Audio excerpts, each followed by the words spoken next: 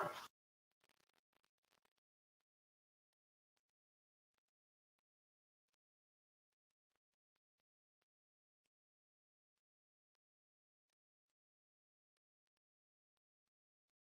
hello. How are you all doing? This is the Inner Hebrides calling Civilization. Are you still there?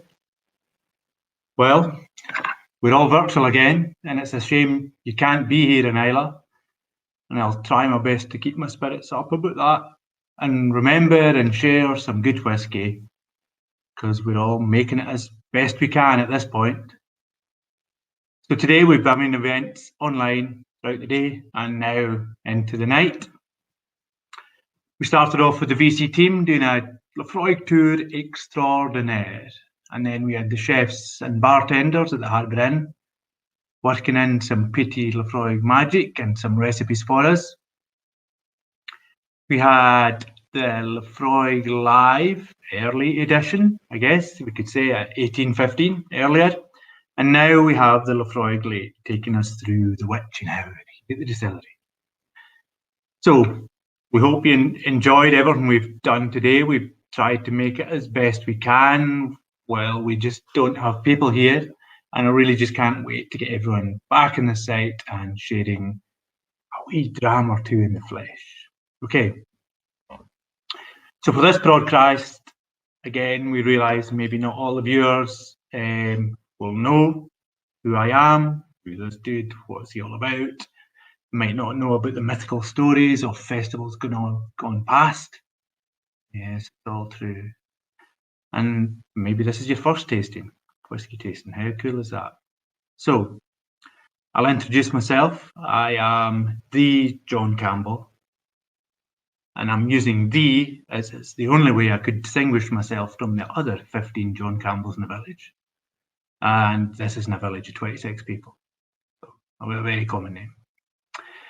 I'm lucky enough to be the Laphroaig distillery manager, and I get the pleasure, I guess, of being responsible for this amazing distillery. So, we've talked about what the day priorities are in the earlier broadcast. The main priorities for me of an evening in the life of a Laphroaig distillery manager are, number one is pretty much the same: don't muck up. Just don't muck up, ever. During the day, you make sure everyone else is okay. At night, you think, am I okay? Who am I? How's things? Number three priority, try not to be legal. It's just bloody boring. Yeah. And then fourth priority is, and as the weekend would say, ooh, I'm blinded by the peat. And that's bad singing, but I'm pretty sure it's accurate. And lots of the older ones now are giggling. What the hell's this weekend? Very good. So tonight we will introduce the rest of the panel, and then we'll talk, and they will talk through an evening in the life for them. And then we'll talk through a cocktail and chat about Laphroaig Cherry Oak. We want your questions in as well. Tell us where in the world you're having a good day with Laphroaig from. And I've just seen some there before we went live, and we have San Diego watching. We have El Granada, Austin, Texas. We had England and Cambridgeshire watching, and Kyoto in Japan. So tell us where you're having your Laphroaig from. And I guess that's breakfast in Japan. So made it good stuff. To tell us what you're doing, where you're drinking Laphroaig, what your favourite Laphroaig is. Just we want your interaction. We'll then talk to Laphroaig Lower. So we'll be after Sherry Oak, we'll be tasting Laphroaig Lower. And then we will chat, the panel will chat through our favourite Laphroaig memories. And then the main event of the evening, we'll talk about the launch of our new cartridge. And I am fit to burst about this one. I've been waiting this one coming down the line for a long time. So, be good to taste it live, are you? And so, probably as you can see visually, we're trying out a new format for this evening as well. And hopefully you enjoy this, and again, give us your feedback. We want to try and give the best experience that we can. It should allow us to be more conversational, and hopefully I won't get caught in mute as well. I feel with this format, and all the camera angles, it takes a good 10 years off me. I'm back. So I've also been given the task of being timekeeper tonight. Now imagine giving that to me. Don't worry though, we're all in Islay time now, and we'll just see where we end up. So, without further ado, let's time travel around the globe to the city that never sleeps. Simon Brooking is in New York and down in Tribeca at one of my favourite bars in one of my most favourite places on the planet. So just look and enjoy the splendour that is my good friend and colleague, Mr. Simon Brooking. Simon, where are you? Sweet the land of Northern land, living wildly up the glen. But to me he sings one sang, will he no come back again? Will he no come back again? Will he no come back again? Better love thee cannot be. Will he no come back again? Oh, hello, John. Sorry, we were just having choir rehearsal. We need some work. I think you beat my singing anyway, Simon. Well, good to see your smiling face. We've got a lot of smiling faces here at the Brandy Library, and enjoying 30-year Laphroaig, book number 2, and we had a fantastic cocktail made by, masterfully mixed by Tomo Matsushita.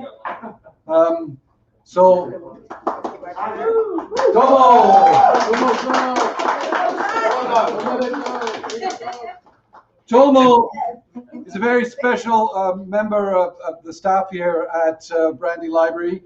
He's the recipient of the 2021 Icons of Whiskey Best Bartender in the World by Whiskey Magazine. Tomo, thank you for your dedication of spirit and for making us these delicious smoky French martinis created by the Harbour Inn Hotel on Islay.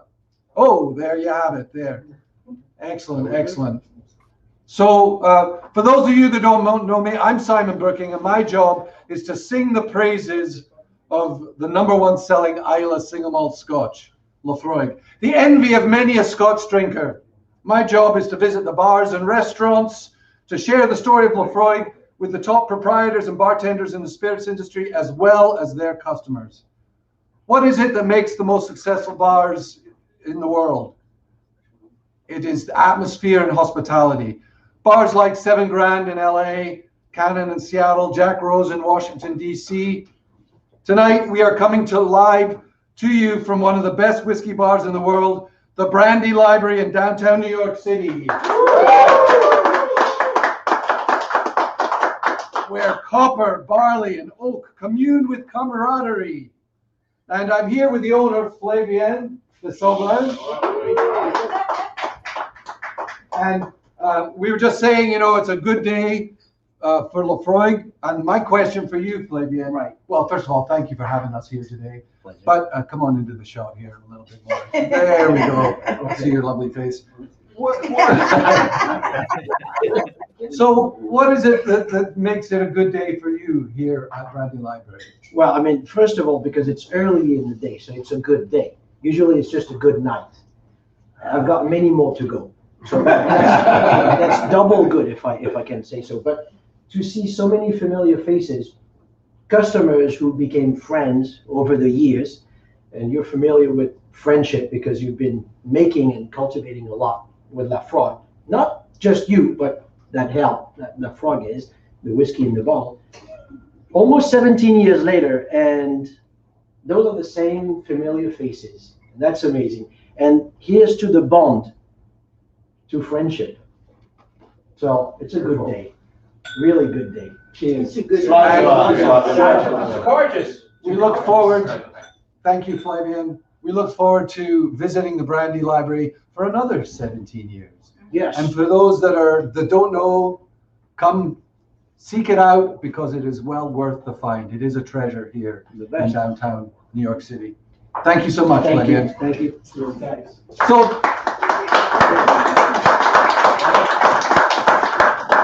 So this is the time when Laphroaig does most of its work, in the dark, between sunset and the sunrise, as Flavian was saying. The whiskey hours, think about it. Whiskey spends most of its life in the darkness of our warehouses, sleeping the long sleep, commingling with the wood and the air, patiently waiting for John to give the signal that the time has come to leave the comfort of home. Released to the world, Laphroaig ventures out.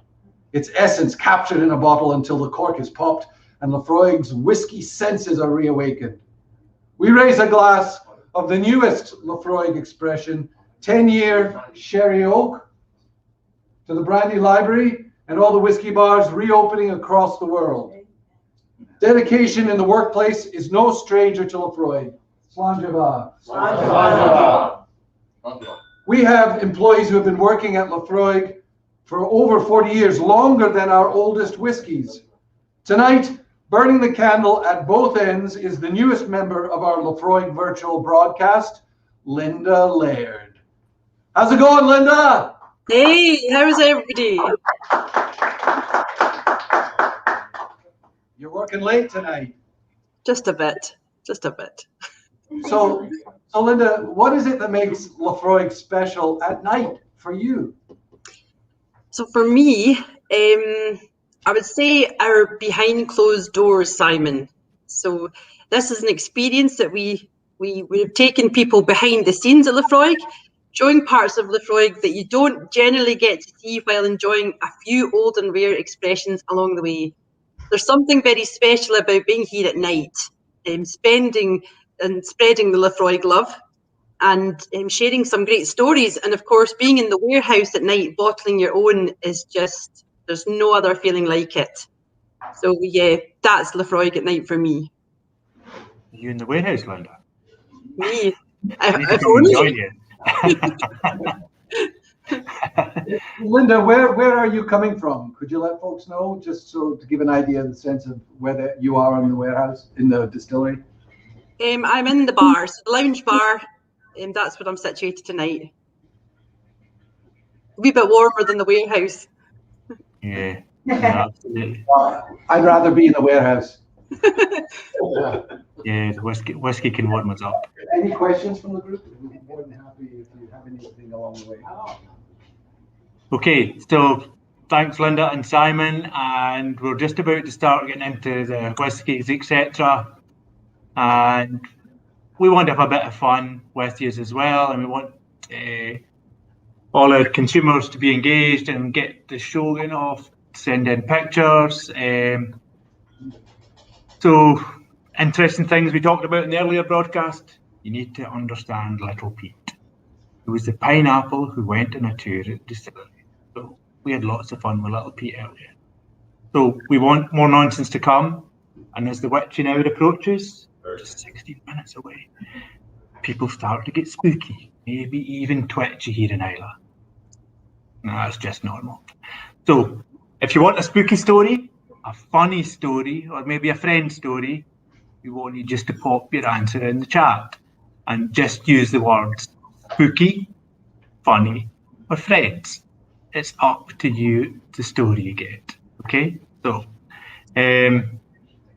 we are now going to head over to Simon. I think we've got there's a few things in the chat first. So I'm just going to say, Glennis has popped in. John, how are you coping without it?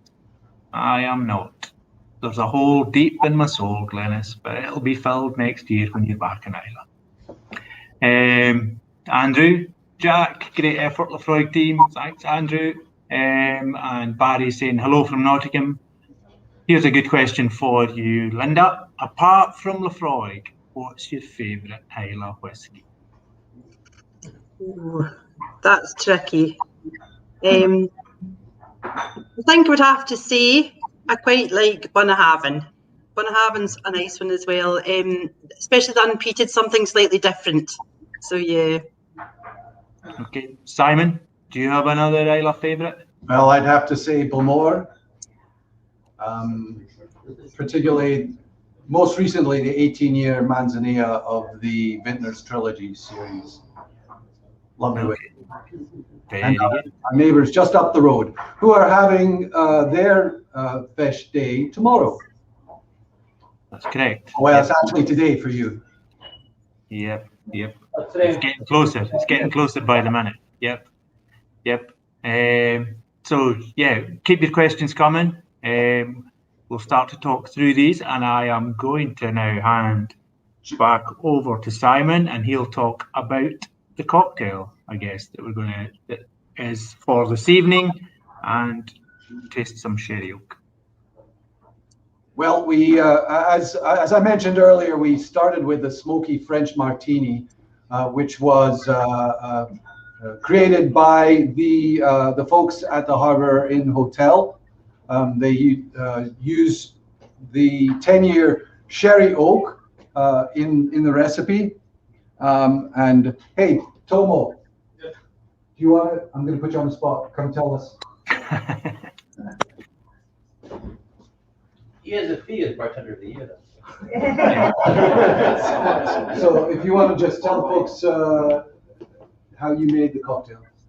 So it's a variation of French martini, but then instead of the Chambord, we use the slow gin, and then of course we use the Laphroaig 10, the PX cask, and so a little bit lime juice, lemon juice, and a pineapple juice, tiny bit simple syrup, and then the egg white. So dry strain, dry shake, and a bit ice, and then hard shake with the garnish bramble, the blackberry, Right? and then the meat.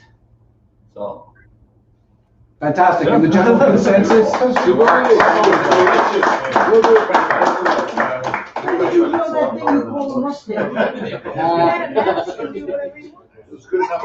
So there you have it, the smoky French martini.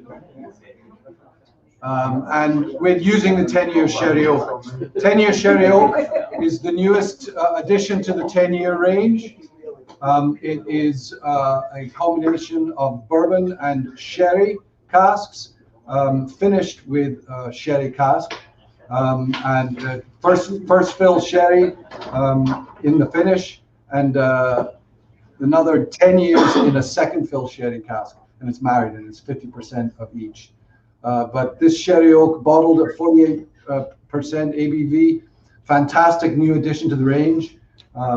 Folks, I think they drank it all, John.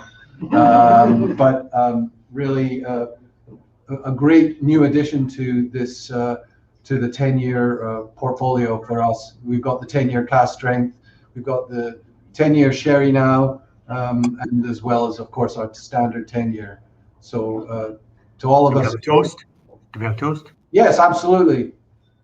Saluda, dinero, amor, y el tiempo para conquistar todo. Health, wealth, love, and the time to conquer all.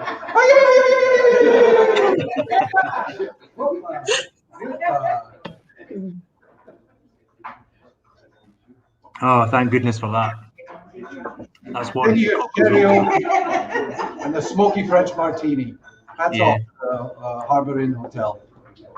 Yep, very, very tasty. Again, keep your questions coming in.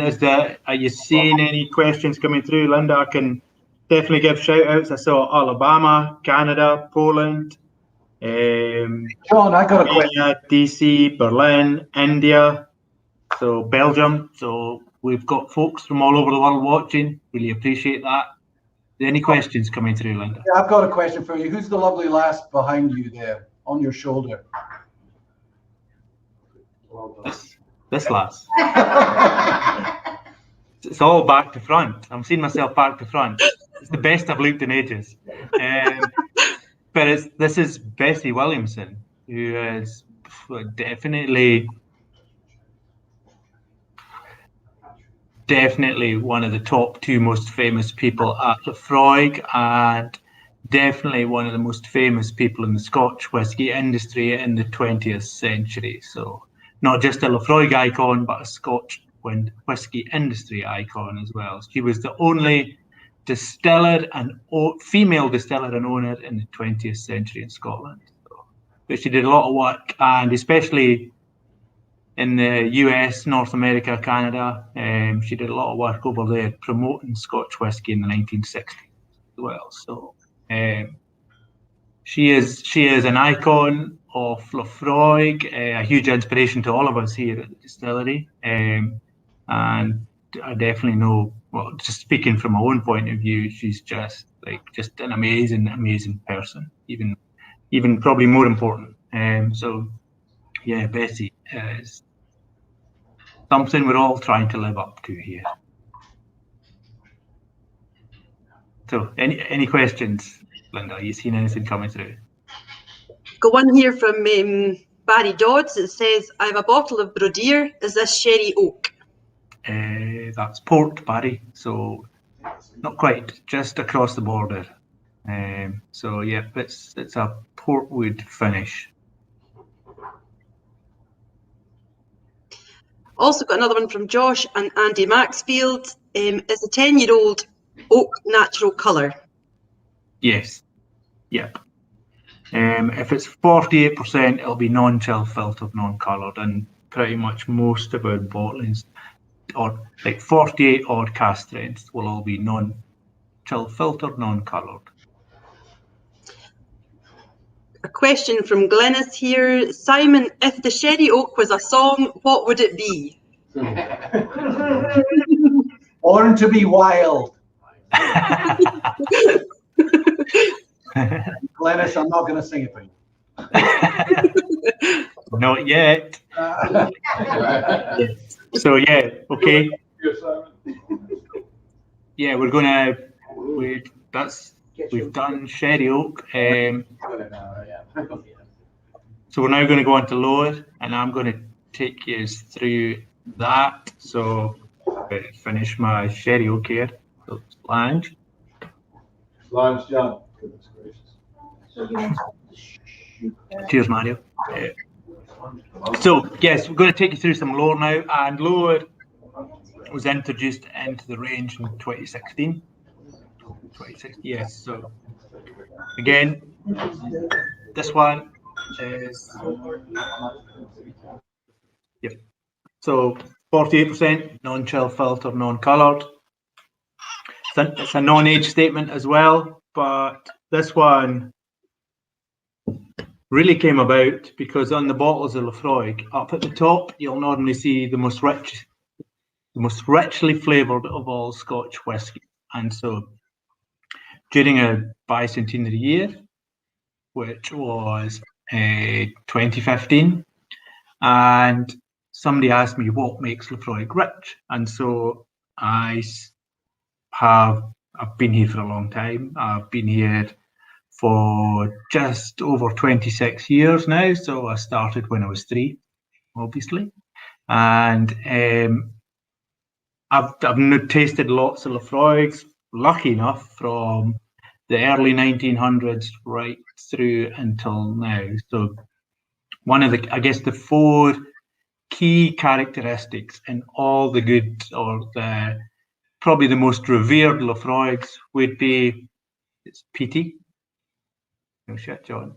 It's fruity, it's floral, and it has dry notes in it as well. So in lower, I try to create a base, but put all these other flavors in spades, and so to try and make it a really kind of rich whiskey. So what I did, it's got a 15-year-old base, so the majority of this liquid will be 15-year-old, and then around that I've added in component parts. So to get the peat, I've added in 8-year-old fully matured in a first fill bourbon, and that just gives power. It just gives you a nice big peaty slap in the face. For the fruit, I've added in 21-year-old cherries because you can get a nice tropical fruit note coming through in 21-year-old. It's just a wee bit different. Also, 21 years driving in and out the wood through the seasons. What it does is it pulls more oils out of the cask, so it gives you body as well. So it just gives you a wee bit better mouthfeel or more viscous.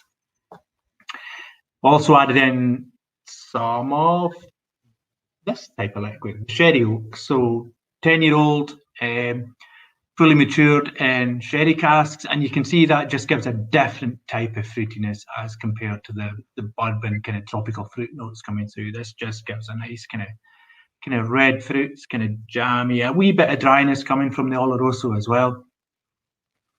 For the floral notes, I used 11-year-old, 8 years in bourbon, 3 years in virgin European oak. So a different type of oak this time. And European oak gives a really kind of high florally or high aromatic note coming off it. And also, instead of like in ex-bourbon, you get white pepper, you get black pepper, I would say, coming through from European oak as well. So that was added to this puzzle.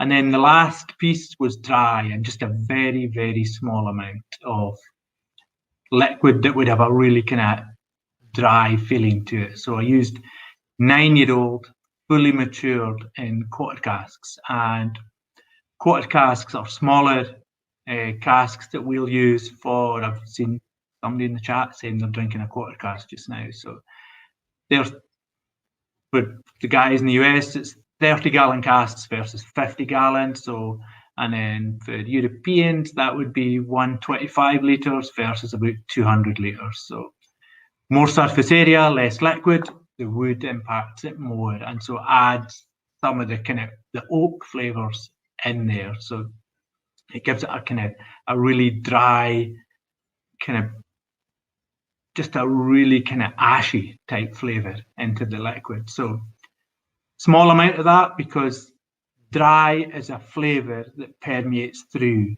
So for example, in this blend, you'll be lucky if there's 1% of these quarter casks, just because I'm very, very sensitive to dry. But equally, I realise people like dry. I'm not necessarily a fan of that. So, but what it does, it magnifies in small amounts through the liquid. So you have to be careful that it doesn't choke all these other flavours, I guess, is the best way to put that. So when you're producing this whiskey, you wanted the balance. So it's a long explanation to where we got to, but that's where we get to. And so hopefully you'll enjoy this. You'll understand a wee bit more about the component parts, how it's going to feel in your palate. You're going to get the sweet first, then you're going to get the fruit, then you're going to get the dry, and then it's going to like almost be like a small delay, maybe 2 or 3 seconds, and then the peat's going to like rise from out your throat into the middle of your tongue and going to go, nope, I win. So here we go. And so I'm going to come away with a different kind of toast now as well. So there's these two Scotsmen drunk on their porch, and it's New Year's Eve, and it's a lovely night, just like tonight. There's a big kind of moon in the sky. The sky is clear, and it's got a couple of hills in front of them, and this cow walks up the hill and it walks down the other side. Just as it's passing the moon, one of them says to the other, "Here, I've got a toast. On yonder hill there stood a coo. It's not there now. It must have moved. Cheers."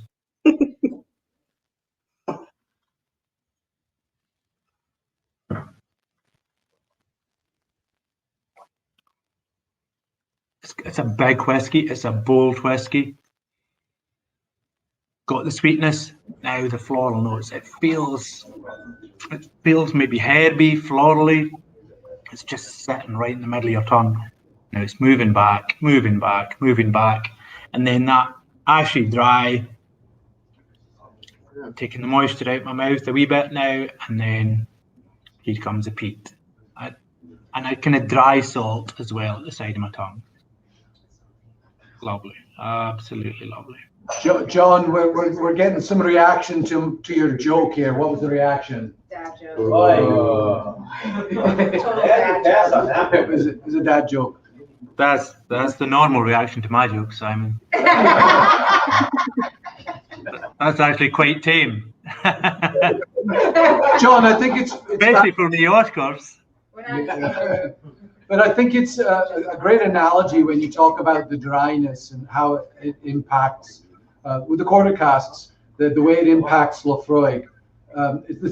There's similar to, if you think about the way Laphroaig impacts a blended Scotch. You don't need a lot of it, but it makes a big difference. You know that it's there, and that's the important part for the quarter casks in this bottling. But there's a dustiness to this whiskey. I like to call it dankness, which I think more and more people kind of understand what dank is these days. Yeah, no, it's almost like the warehouse Yeah. impact on the whiskey. Totally, Simon. Yep, I would agree with that too. Yep. Okay. Can I offer a toast? Oh yeah. I've still got some whiskey, so I'm good. Excellent. No cow toast. No. And it's a new day now, Simon, in Scotland. So we toast a new day. First of the day. Here's to the first of the day. Deep peace of the running waves to you, deep peace of the shining stars to you, deep peace of the singing earth to you, deep peace. Slán.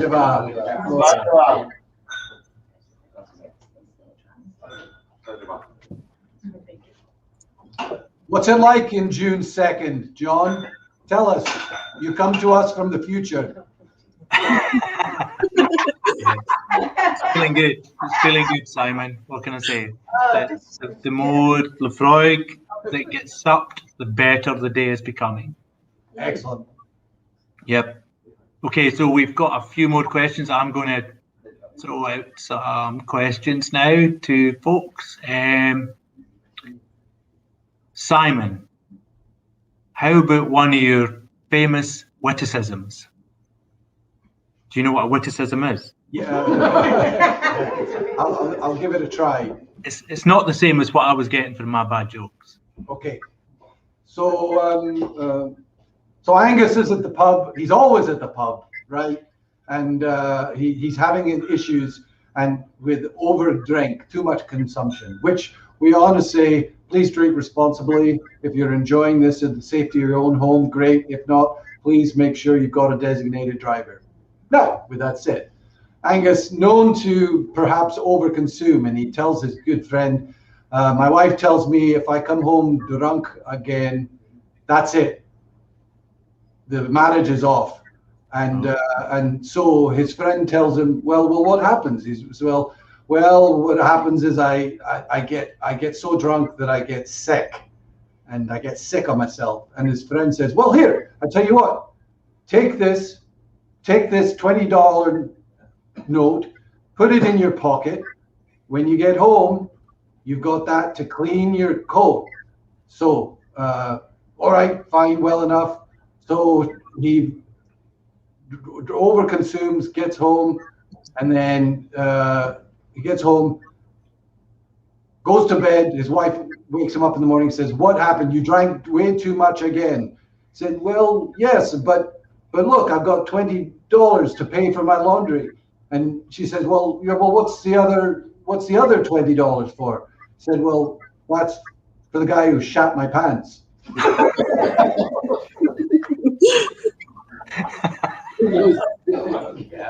It's after midnight. Come on. I don't know if that's a witticism. You know. Very good. And I thought Scotsman had a good sense. And what's the difference between the Rolling Stones and the Scotsman? The Rolling Stones sings, hey, you, get off of my cloud. And the Scotsman sings, hey, my cloud, get off of my you. Sorry, that was bad.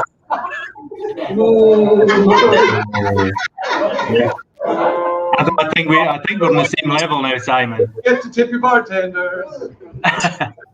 I think we're on the same time. So, a couple of more questions. I will pass this one to you, Linda. Is the distillery open to visitors now? Or if now, any plans to be open soon? We're open. Our shop is open at the moment, so we're open for retail only. But we're really hoping that that's going to change in the near future. We're keeping everything crossed because we can't wait to get you all back again. Yeah, no, we're just really following the the Scottish government guidance right now, but which is changing fast. The vaccinations seem to be working, so fingers crossed we can start to get folks in and get tastings and kind of. We want to show off this amazing distillery to you. So yeah, the sooner it can happen, the better. Yep. And if I could point out, John and Linda, it's true. If people are interested in coming, they should just check the website, the Laphroaig website. That will be the most up-to-date notices about when the distillery will be open and to what level they'll be opening. Correct? Yes, I believe so. I believe the website should be up to date and give that information. Yeah, and you have to book, so you have to go through the website to get a booking. So yep, you should be good if you go through the website. Yep. Question for you, Linda: am I a Time Lord? Are you a Time Lord? Yeah, is John a Time Lord? No, but the last two were Scots. I think I can be in two places at once. Could I?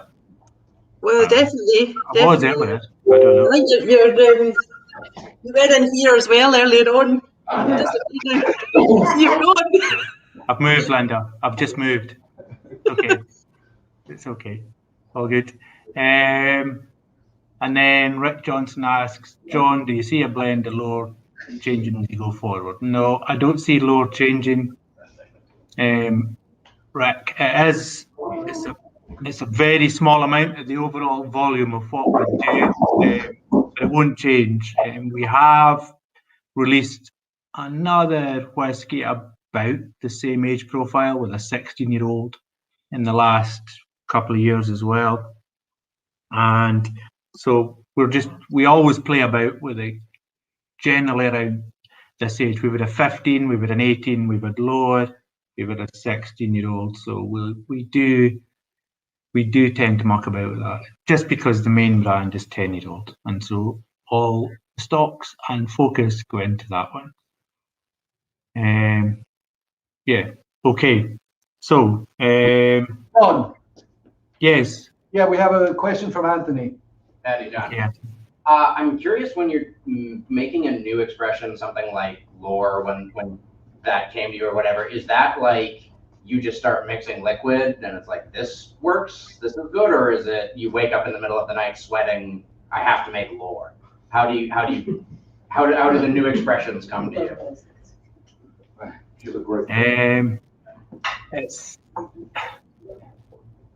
I'm just old, Anthony. I just know how stuff works around here. So Shows up and you go, oh, there it is.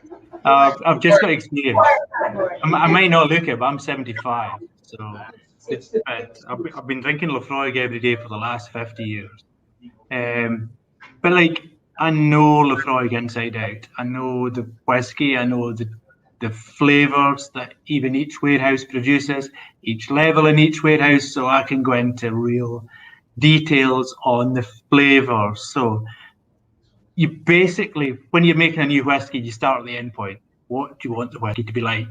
And then you work your way back from that. So with lower, we knew the flavour we wanted. We just had to work our way back. So you build a recipe around the flavour you want, rather than like a lot of times recipes work the other way around. But when you're making whiskey, it works the other way. So you never just go into the blending room and start mixing stuff and see if it works? Yes and no. We do, like, Carters is a good example of how we can do things. So like Carters is very much experimental, and we will try lots of different things there that might end up in the range from time to time as well. So yeah, that would probably be the most. We do try stuff all the time. Try small parcels of different types, different casks. Some of them good, some of them not so good. So yeah, we are trying different things, and I'm trying to build my knowledge of the liquid more and more every single day. John, I know we don't like to say it, but once in a while, Laphroaig does go bad. What happens to those casks? It depends. It depends on the severity of badness. And if you've been at the festival before, we've had bad casks just sitting there so you can see them. Because bad is bad. There's no way around things. Bad whiskey is bad whiskey. So normally you could redistill it. That would be, so you've gone through that, you start again, basically. And then if it's bad, you could maybe try different casks, different kind of finishes to try and pull it round.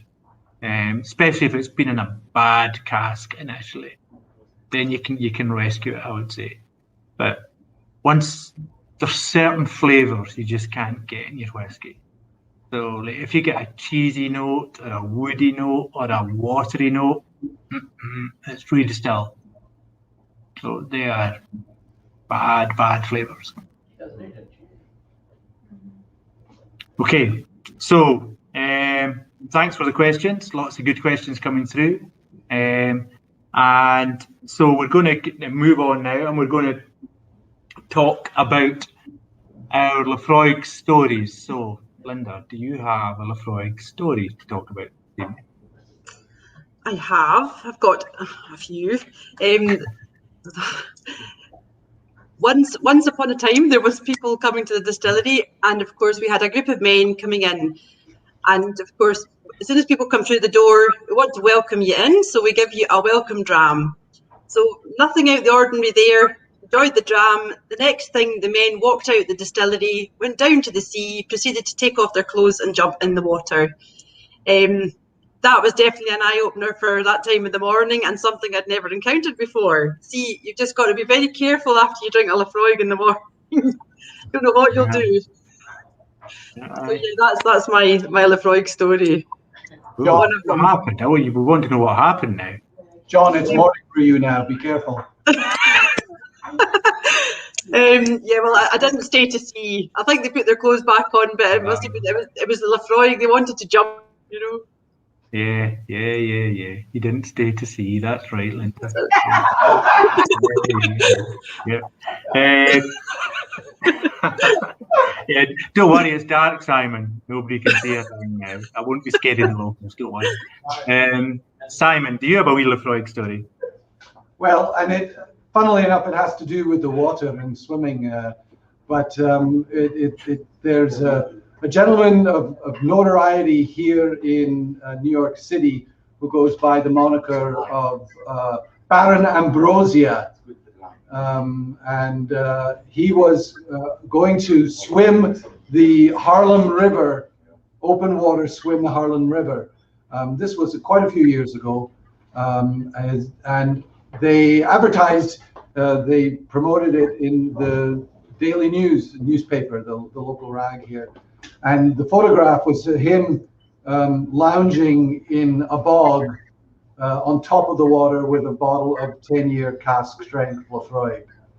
So it was my mission then to reach out to this man, who's also known as Justin Fornall, and ask him if he'd be interested in swimming from Ireland to Scotland, to Ìle.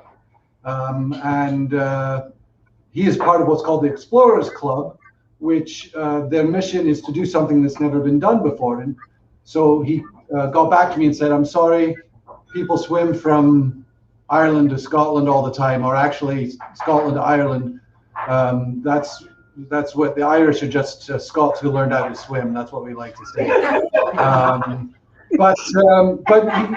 So we were going to do it the year of the 200-year anniversary, but it didn't happen. It didn't work out then. But he came back to me then a couple of years later and proposed that he and his swimming partner swim around the island of Ìle and swim literally from distillery to distillery. We have somebody within our company who's an open ocean swimmer, a Scotsman, Johnny Mundell, who decided that he was going to do it as well. He was only going to do the first leg, which was from Lagavulin and Ardbeg to Laphroaig. But after the first day, he decided that he was going to try and do the whole thing. And in 8 days, these three men swam around the island of Islay, visiting each of the distilleries, collecting whiskey from all of the distilleries. We have bottled today a bottle called the Islay Swim, which features all of the whiskeys from the distilleries on Islay. And it was a great, we raised funds for the Lifeboat Commission, and it was a great fundraising opportunity, but also a great community building. And it was the folks at Joshua Hatton and Jason Johnson Yellen, those guys actually put the bottling together. So it was an amazing effort, and all because one man wanted to go swimming with Laphroaig, his favorite whiskey. Yeah. Were they fully clothed? Good. Yeah, I know the bottle is just through next door, the Islay Swim bottle that we've got at the distillery here too. So that's pretty cool. I've got a question from Glenys Linda, and she's given her mobile phone number here, and she says photos would be great, please. I'll remember that for next time, Glenys. Glenys' phone number's there. She wants some photos, please. Members. Yep. Okay. Moving on, we are now going to. I've got a question here as well from Dom, and he says, when will you do a lower cask strength? Good question. Not sure. But watch this space, because a lot of the ideas for Carchus especially will come from friends Laphroaig, from events like this, from tastings we do, whether it's in New York at Brandy Library, whether it's in the distillery, in the bar where Linda is, or wherever we go, the consumers will help decide future Carchus. Maybe in the future, Dom, you might see a lower cask strength. One more question from Mikaja. Sorry, I've just made a mess of your name there.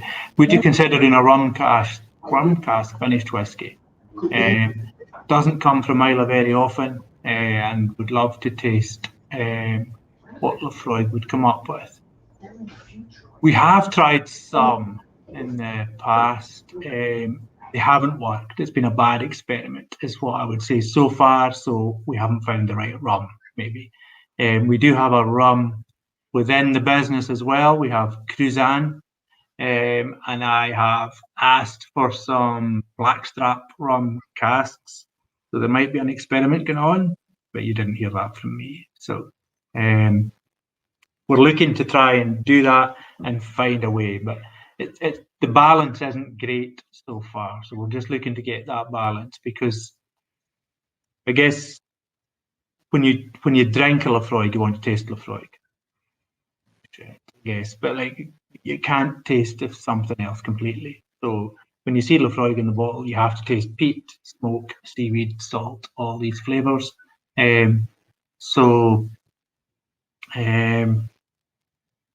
We haven't found something that strikes a balance with that as yet. Okay, so now we're going to go to you, Linda, and we're going to talk through Carchus. Here's Carchus. Very exciting. So what we have here, I'd like to introduce everybody to our Carchus Pedro Jimenez casks. I'm very excited about this one because anybody who knows me knows how much I love Pedro Jimenez, especially the finish. So what we have here is a 58.9% ABV. It's non-chill filtered. There's no speak properly, need a dram. There's no colour added. There's a triple maturation. It's first fill American ex-bourbon from anything between 5 and 11 years. Then it's transferred into our quarter casks, which are smaller casks, 125 litres, and it's in there for 6 months. And then it will be finished off in our European oak cask, which once held Pedro Jimenez Cherry, and they'll be in there for 2 years.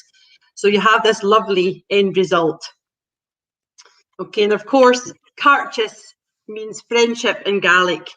And friendship's one thing that's very important to us here at Laphroaig. So if we look at the colour of this dram, see they're absolutely amazing.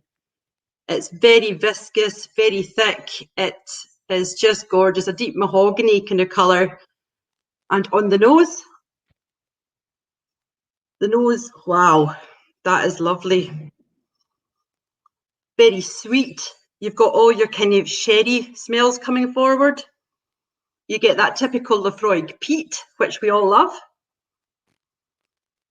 A slight hint of licorice as well, it's sort of spice. And on the palate, got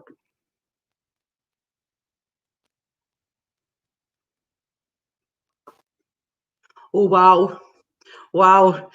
Starts off very mild, and then you get bang, you get an explosion of your sherry, you get peat, you get a lovely blanket of warmth that's wrapping around your mouth. You definitely get those fruit flavours coming through, and a slight hint of dryness there as well.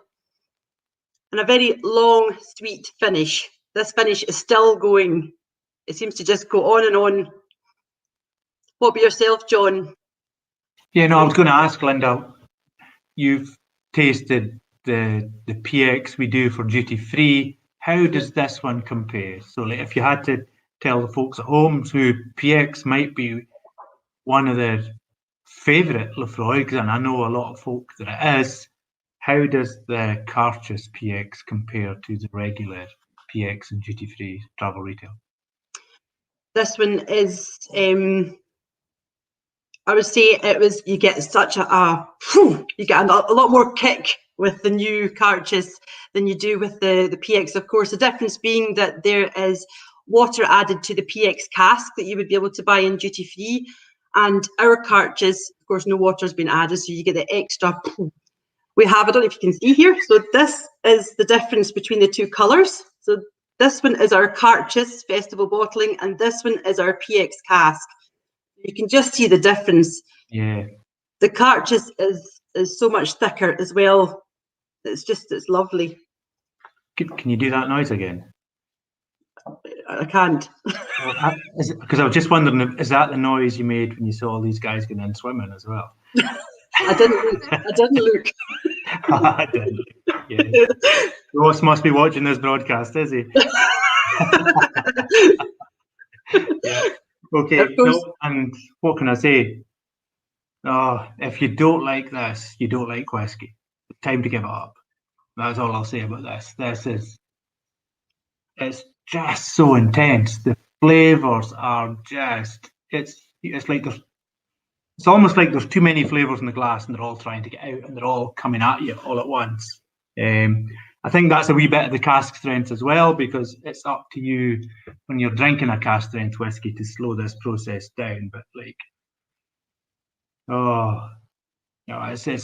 it's so good. I couldn't be happier with how this one's turned out. So, yeah. And another great thing about this one is that our PX cask was released for our travel retail, so that one was only available in airports, whereas we have our Carchus now, which is going to be dispatched sort of globally. So it will be available globally from the 15th of July.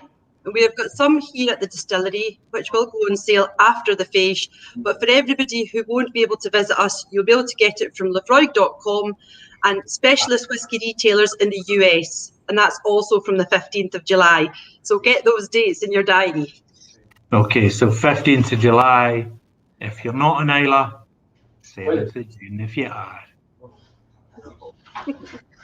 Okay. Yeah, you're going to say something, Simon? Yeah, well, we've got the duty-free travel retail bottling of PX. So we're doing it side by side. We don't have the Carchus cask strength. So this is what we're doing it side by side with. Oh, that's not bad. That is not. You've been getting that's the left-hand boot, is it? We haven't even gotten into the boots yet, John. Look at you. Yeah, that's cool. That is very cool. So, yeah. But quite a difference between PX and the 27, yes. Yeah. Well, because the 27 is all bourbon casks. PX it's a slightly lower strength, but it's all bourbon versus the PX influence, the sherry influence. It's a very, very subtle, the 27 year. Yeah, no, I can remember that. This is it's just really, really good. And I think if you add a couple of drops of water, the sweetness is just going to shoot through the roof. The fruit flavors in this PX, but I'm scared to add water. So, yeah, I'm just going to keep going with this because it's just good. I'll tell you with my next one. So,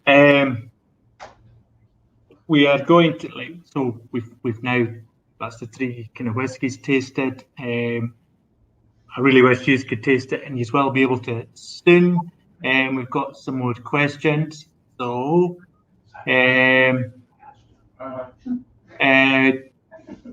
so Leslie says there was a tease earlier about a joint Laphroaig El Tesoro project. Any more details? So, do you want to talk about this one, Simon, or do you want me to talk about this one? Well, you probably have more information on it, so go ahead. Okay. So yeah, no, what we did, we sent out. We will use ex-bourbon barrels here at Laphroaig for the majority of what we do.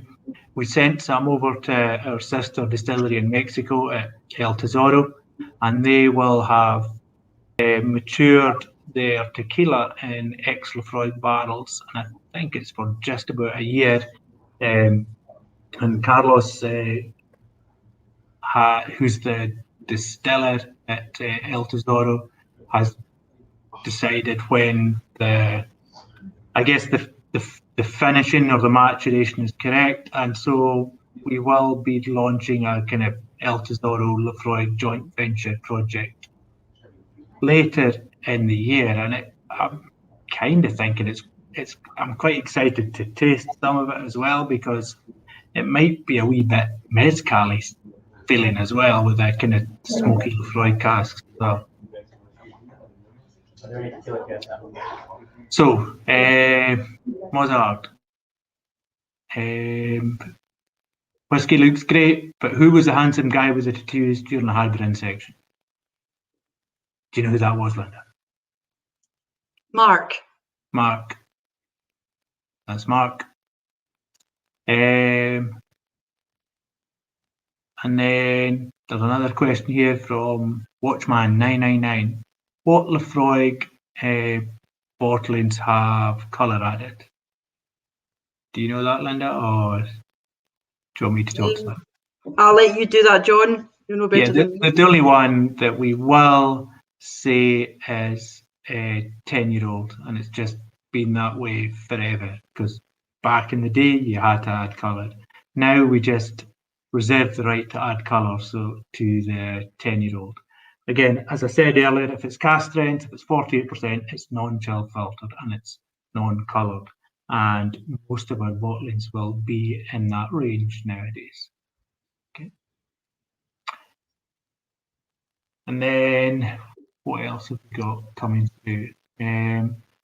Will there be a cask strength release soon? Yeah, coming soon. It was bottled in February, so we hope to have that available. And there'll actually be 2 cask strength releases this year. So a double benefit of 2021. Right, okay, here's a question for you, Linda. How competitive is the Islay Scotch whisky scene? Do each of you all hold your secrets closely, or do you compare notes? I think it depends. Depends, yeah. What does it depend on, Linda? Depends. You can't be giving secrets away, you know.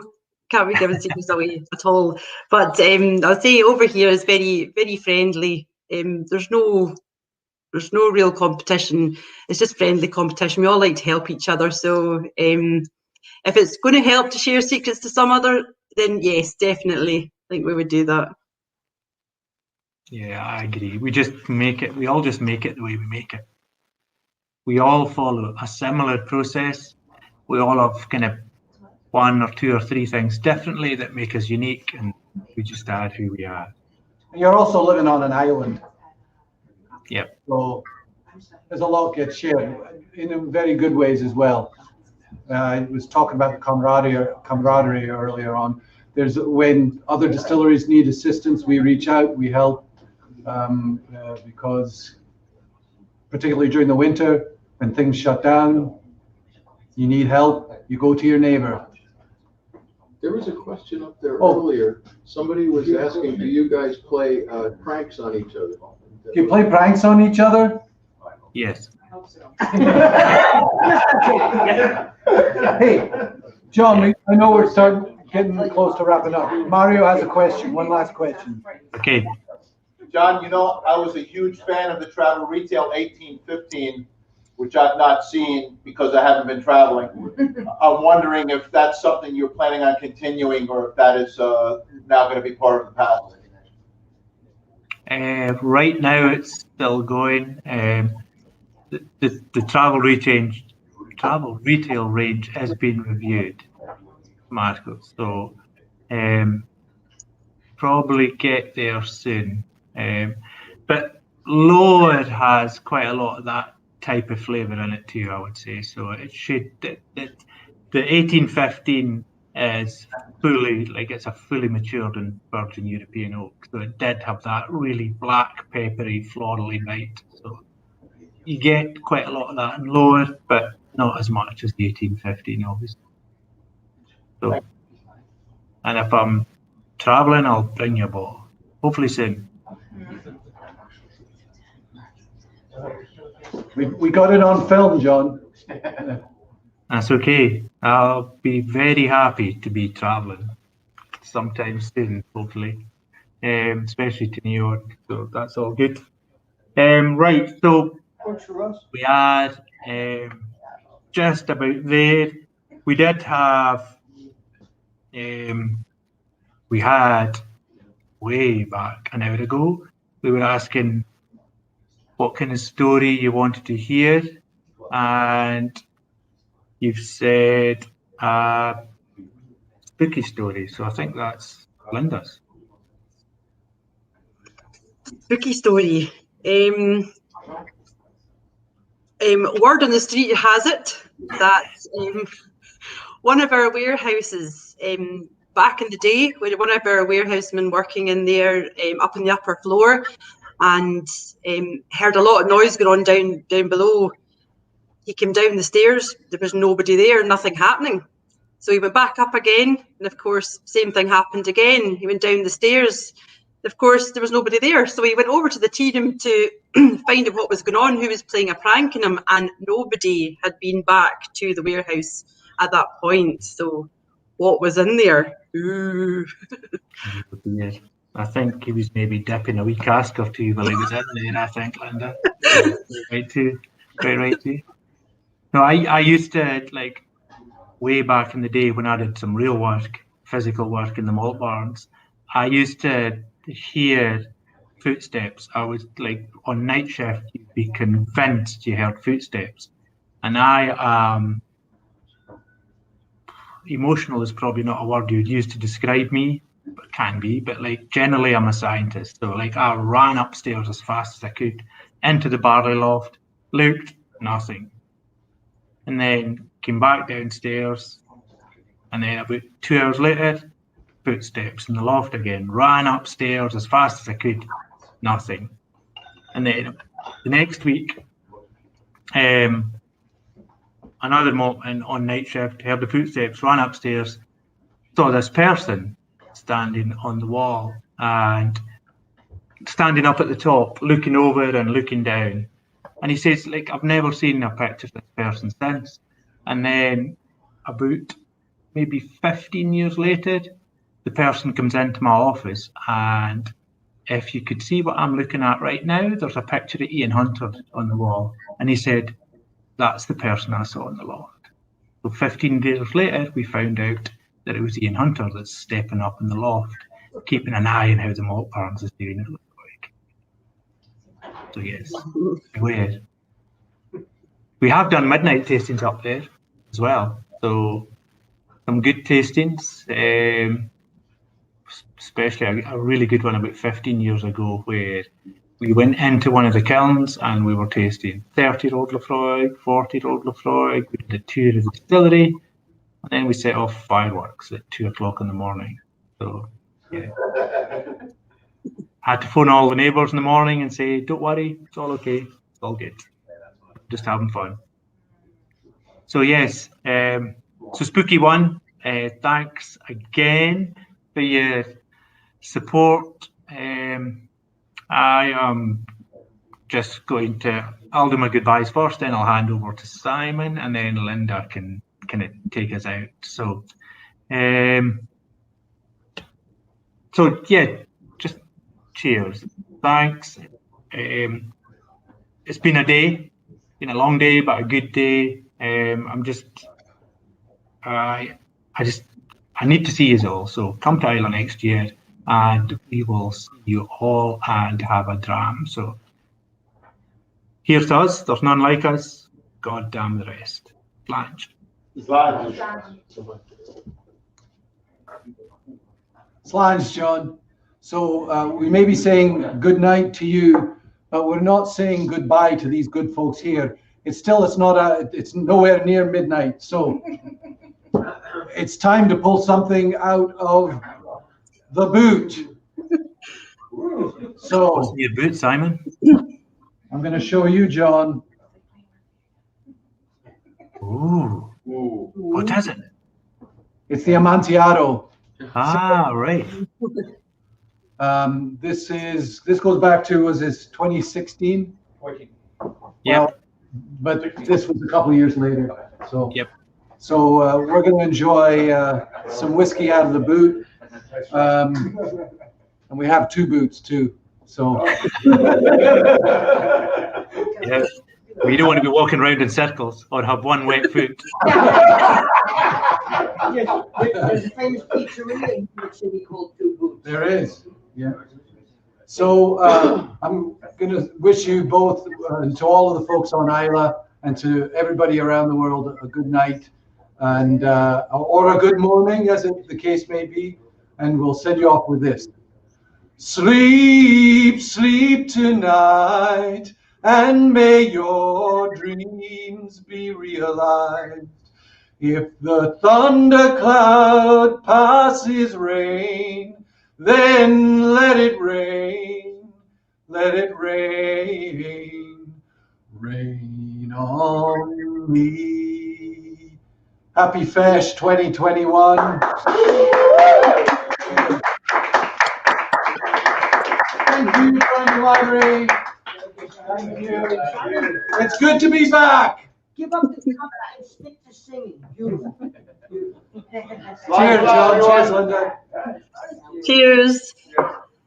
So to everybody, to all you guys who have been watching us tonight, thank you so much for giving us your time. To everybody that's helped make and be part of this event, to John, to Simon for all their help, to all the team for their Mark Source, everybody's helped set up tonight.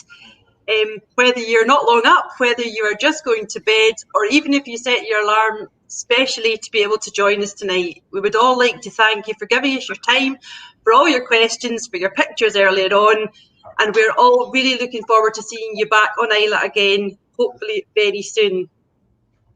So thank you.